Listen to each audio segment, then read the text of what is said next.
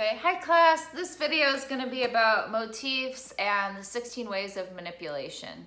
So just remember, a motif is a single movement or a short movement phrase. So when we were talking about in the choreography video about coming up with like 5 gestures, so each gesture would be like considered a motif. So for some different dances I've done for you guys to know, if you were in Deer's Cry, right, this was a motif. Or this, if you are in Karma, this part is a motif, right? So those are just a couple examples of what a motif would be like in a dance. So for example, today while I'm explaining the 16 ways of manipulation, let's do, I'm gonna sit up. And this can be arms, legs, full body. It's just gonna be easier for me to teach this sitting down. So my motif for this today, let's say it's here through, right? So flex hand sharp and then it breaths through the back. So that's gonna be my motif to start with. Now the manipulation is going to be 16 different ways that you can take that and make it different throughout the piece, maybe depending on what the part of the story you're in that you're trying to tell. So the first way to manipulate a movement is repetition. So repeat exactly the same move. So you can do this multiple times, right, to really get a point across. So let's say you go 1, 2, 1, 2, and then you just keep doing it. People will be like, oh, that must be something meaningful and important, right? So that's step 1. A second way you can do it is to retrograde it. So you can perform it backwards. You start at the end and follow it back through the space like a movie runs backwards, right? So if the original motif is this, right? To do it backwards, I go shoo, bada, right? So it's like taking that flow in and then pushing it out, which would make sense too. So like if you're thinking about something like, oh, this is a great idea. Oh, maybe it's not, right? So just kind of taking it backwards. So yes, the second step would be retrograde. Third step, inversion, so upside down or lateral. So this normally is for something that's more like standing. So remember, inversion is when we talk about like our handstands and stuff. It's an inversion because it goes upside down. Does that make sense? So for something like this, to do it upside down, if you're here, you could flip it that way. So instead of doing fingers up, you could do fingers down and then point it down. So that's like a way to do it. So instead of going here, you'd go but da da da. And another way, actually that would be the lateral way to do it. So no, that would be the, no, never mind.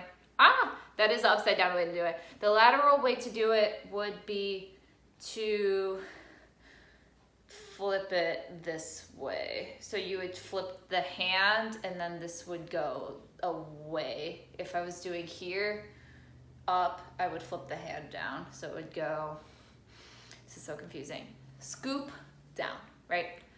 So that's a way to inversion it.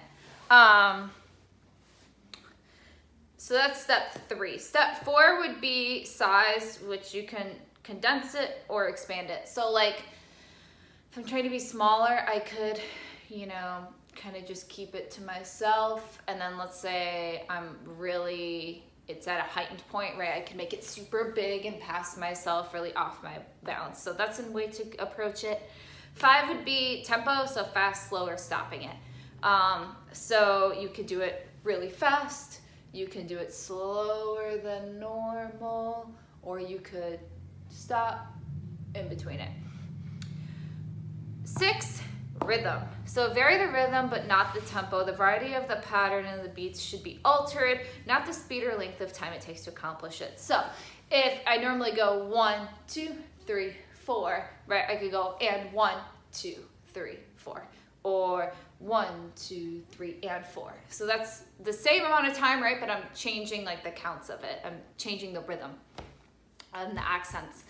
7, the quality. Vary the movement quality. For example, try the same movement drifting or erratic with tension, right? So this also goes with the 8 qualities of movement, which you should have watched the video before you clicked on this one.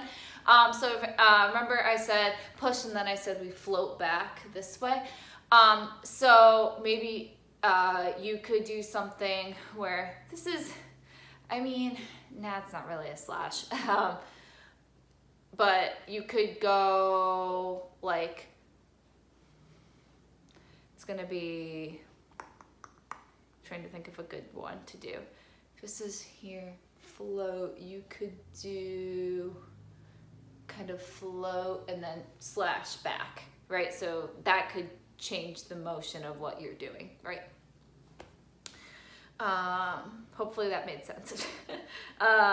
Number 8, instrumentation. So perform the movement with a different body part. Try several different body parts of the body. Let another performer do it. Have a whole group do it. So you're doing a solo, so it doesn't really apply to having other people do it.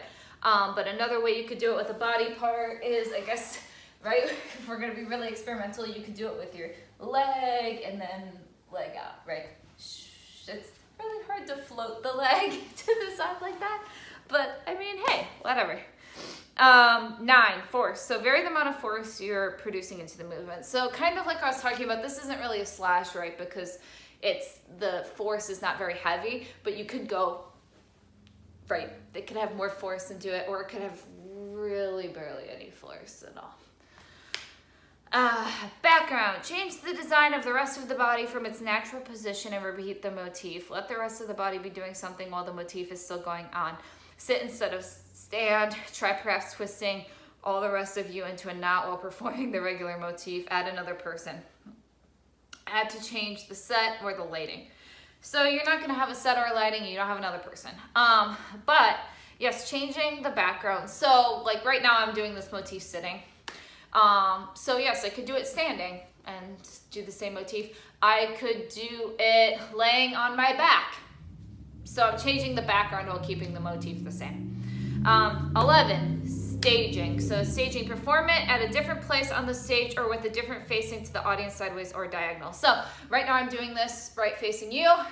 If I go this way, right, it kind of reads different, or if I were to like completely not face you guys. So take that motif and change it up on where you're facing. That was 11. I've only got 5 more. So 12, embellishment or ornamentation, right? So the movement itself can have the embellishment, or a part of the body can be embellished as it evolves into the movement. Or try embellishing both the body and the pathway at the same time. So if you're going to embody or embellish the pathway, right? So normally this goes through and then develops back, right? You could go up and down in the pathway, and then this could like, no, that was still develope, swing, right? So changing the pathway of it, but still it's similar to the original motif, right? And then another way you could do it is actually embellish the body part. So let's say instead of flexing, I like float the hand and then I jazz hand back, right? So that's embellishing the movement. 13, change of planes and levels. So, I mean, there's really no way to crisscross applesauce on your knee, but if I were to, I mean, I guess you kind of could, right? So if I'm crisscrossing, change the level by going here and doing it. But that also goes along with just like standing.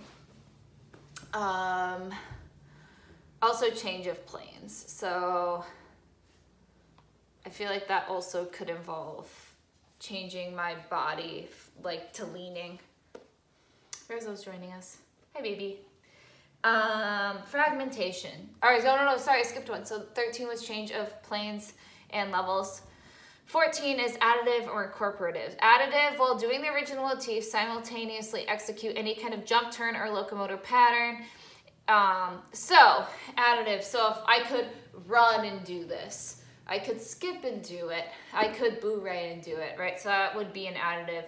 Incorporative, make the original motif into a jump, turn, or locomotive pattern. Although this can be tough or impossible with some motifs, approach it with a series of how can X, which X would be the original motif, be jumped, turned, or moved from place to place, as a series of chassés would be an example of the way we could be realized as a locomotive pattern. Yeah, so it's tricky.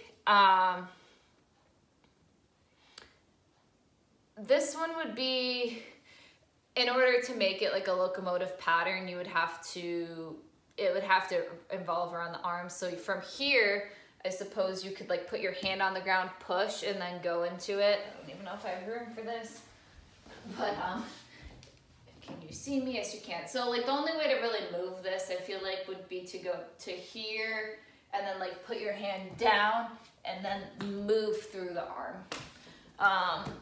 But like it said, not everything can be transferred into an incorporative. So that is 14. 15, fragmentation. So use only a part of the motif. Any part, use it in its entirety in itself. Use it to attend to a detail. A part that's worth isolating that might otherwise be overlooked, or use several parts of it, but not the whole thing. So there's only 2 parts to the motif that we've been doing this into this, right? So let's say I just do this part. So typically, right, that could be overlooked because this is a bigger movement. So instead of doing the whole thing, I would just do something and then go, turn around and go again. So instead of actually fulfilling the whole motif. So that's fragmentation. Our last one is 16, and it's combination. So combination. Combine any of the above so that they happen at the same time. This lets you combine affinities, like faster with smaller, antagonists, faster with larger, for choreographic interest and technical challenge. Fragmentation is particularly effective when combining with others. You may combine 3 or 4 manipulations at the same time, right? So you could do inversion, retrograde, slower, and different backgrounds, or you could do fragmentation, inversion, and embellishment all at the same time. Variety and complexity grows as you combine more and more manipulations. Yes, so I know that these are a little bit, can be a little bit confusing as you're first starting to use them, but I'm hoping that this will take your solo to the next level. If you have any questions about these, just comment in the comment section below, and I'll try to help you guys out. But I hope that this was a decent video for you guys to understand what I am talking about. I hope you guys really enjoy this, and I hope you have fun making up your solos, and I look forward to seeing them. Okay, bye.